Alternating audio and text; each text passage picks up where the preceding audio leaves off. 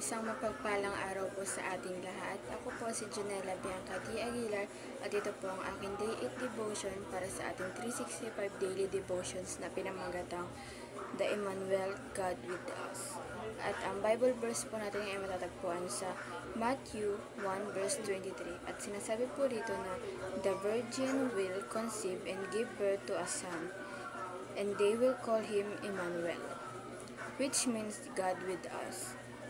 Sa Tagalog po, narito, magdadalang tao ang isang birhen at manganganak ng isang lalaki. At ang pangalang itatawag nila sa kanya ay Emmanuel, na ang ibig sabihin ay kasama natin ang Diyos. At ang teaching naman po natin ngayon ay Emmanuel means, number 1 po, God wraps Himself with humanity.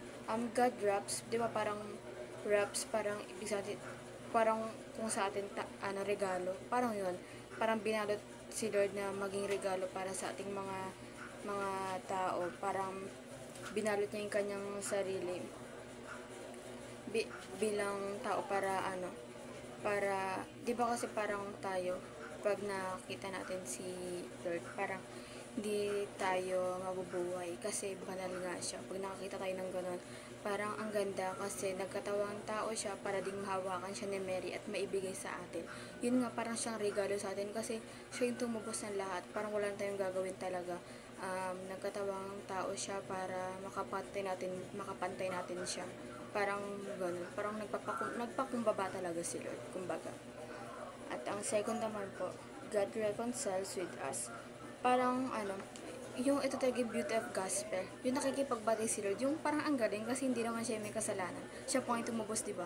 Tayo yung may kasalanan pero siya yung nagpapakumbaba, siya yung nagtubos, diba? Parang isipin natin na grabe talaga si Lord, na parang paano niya nagawa, kasi sobrang banal niya talaga, parang hindi ko maisip na may tao kayang gumawa ng gano'n, na kunwari tayo ay sama ng loob sa may kagalit tayo, tapos ikaw may ginawa sa atin na mali, tapos ikaw pa makikipagbati, di ba? Parang hindi naman, kasi parang iniisip natin ikaw may gawa ng mali sa akin, kaya ikaw humingi ng tawad. Pero si Lord, tayo na nga yung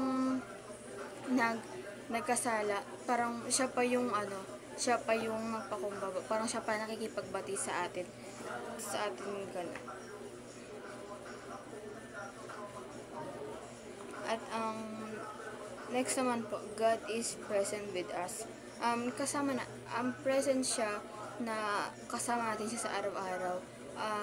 Hindi natin totally na hindi natin siya nakikita. Kasi pag nakita talaga din si Lord, mamamatay tayo. Kasi wala tayong kakayahan na makita si Lord, na wala tayong kakayahan na makakita ng banal na tao, kundi si Lord lang yun. Wala tayong kakayahan na makita siya. Kaya ang nasa isip natin na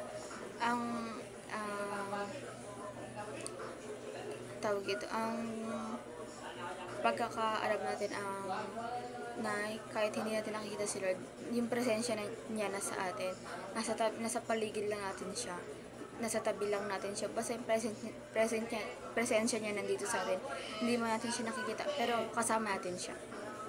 At ang application naman po natin, ang first po, treasure Jesus as the most precious gift. Ito po, sa lahat ng regalo, si Lord ang sobrang i-treasure natin kasi siya yung pinaka-precious gift, magandang regalo na binigay sa atin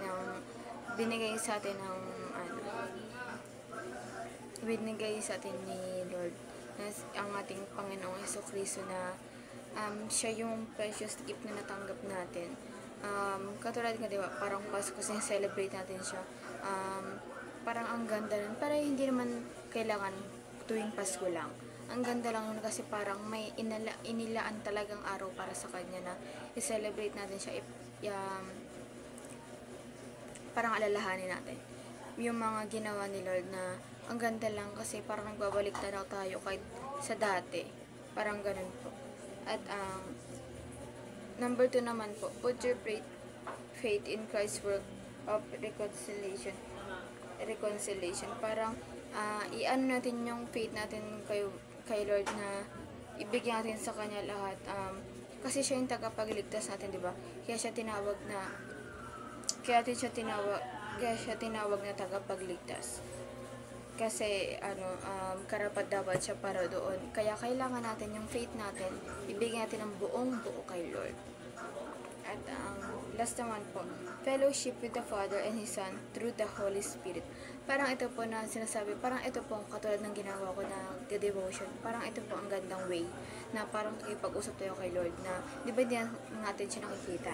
Parang may presensya niya lang na sa atin. Parang ang ganda ng, ito yung way natin na yung pangipag-devotion kasi ang sabi nga ito, fellowship with the Father and His Son through the Holy Spirit. Parang nakikipag-bonding tayo sa Kanya through the devotion na ginagawa natin every day. Ang ganda po nito na ginagawa natin ito sa pang-araw-araw na pagdi-devotion kasi ito po yung paraan natin para makipag-usap kay Lord. Parang nakikiisa tayo sa Kanya. Kinakausap natin siya. Parang nakikiisa tayo sa mga niya, sa mga salita niya. Kasi tama lang naman makiisa tayo sa Kanya, magpag-communicate tayo sa Kanya. Kasi parang hindi natin siya nakikita, diba? Parang ito yung way natin. And yun lamang po, and sana po may tutunan po kayo sa aking devotion ngayong araw. And huwag po natin kalimutan na i-share ito sa ating pamilya, sa mga mahal sa buhay. And God bless po sa ating lahat. Thank you po.